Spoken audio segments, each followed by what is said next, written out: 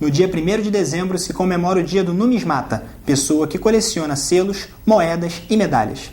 E o Desvendando a História aproveita a data para falar sobre a trajetória da moeda no Brasil. Do real do Brasil colônia ao real dos dias de hoje.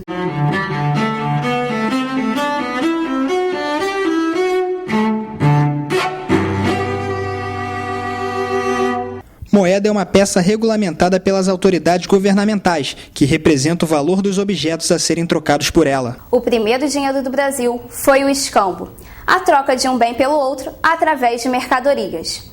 Com o início da colonização portuguesa, vieram as primeiras moedas metálicas de ouro, prata e cobre. Foi natural, né? Na medida em que os portugueses começaram a colonizar o Brasil, eles foram trazendo moedas portuguesas e também de outras colônias espanholas. Passavam por aqui os navios, deixavam as moedas espanholas, então foi um processo natural que aconteceu. E depois, hoje, a cunhagem, que começou aqui em 1694, uma cunhagem bem feita, vamos dizer assim. Os primeiros registros de troca no Brasil podem ser observados na carta de Pero Vaz de Caminha.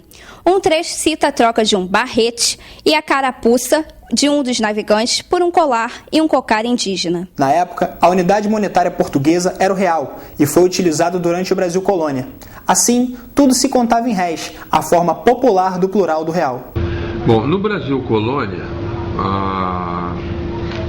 teve diversos períodos que dependiam dos reinados.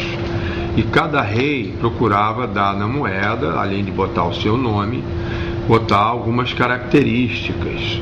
Houve algumas moedas locais que eram carimbadas, foram carimbadas no Ceará, moedas de troco, para evitar que o troco saísse de lá e ficasse sem troco. Isso é chamado o primeiro sistema monetário do Brasil. Durante o período do Império, o Brasil buscava se organizar como nação e passou por várias crises financeiras que levaram à diminuição da quantidade de moeda de ouro e prata em circulação. Nesse período de crise, foram as moedas de cobre que predominaram a economia nacional. Em meados do século XIX, vários bancos de diferentes cidades passaram a emitir dinheiro. Com o passar do tempo, a cédula de papel substituiu a moeda e no dia a dia passou-se a usar o 1.000 réis, múltiplo do real, como unidade monetária. Elas vêm desde a colônia, no início eram manuscritas, tá? Depois elas passaram a ser impressas, tem cédulas muito raras na época, tá? E depois se popularizaram, que é muito mais prático. Havia sempre o que se chama, na economia, padrão ouro. Era tudo vinculado à circulação de moeda ao padrão ouro. Mas isso dificultava, porque você não tinha metais suficientes e as pessoas começavam a guardar em determinadas épocas, entesourar as moedas. Então isso começou, não sei exatamente em que país começaram a fazer reserva de ouro na contrapartida de emissão de papel. Então as primeiras cédulas todas, elas dizem, ou se considerava que assim o fosse, que se você levasse no banco, no equivalente ao Banco Central da época, no Tesouro ou na Coroa, você trocava aquela cédula pelo equivalente em ouro ou em prata que aquela cédula valia. Após as profundas mudanças vividas no período republicano, as cédulas passaram a ser predominantes, com o governo federal sendo o único responsável pela emissão do dinheiro. No ano de 1942, o réis foi substituído pelo cruzeiro, que vigorou até 1967. De 67 a 1970 é a vez do Cruzeiro Novo, com o corte de 3 zeros. Em maio de 70, volta a circulação do cruzeiro. No ano de 1986 foi instituído o Plano Cruzado.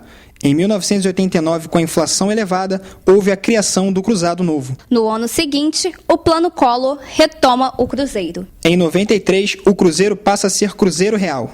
Em 1º de julho de 1994, a economia brasileira adota o real como moeda e está até os dias de hoje. O Brasil trocou bastante de moeda. Quer dizer, historicamente,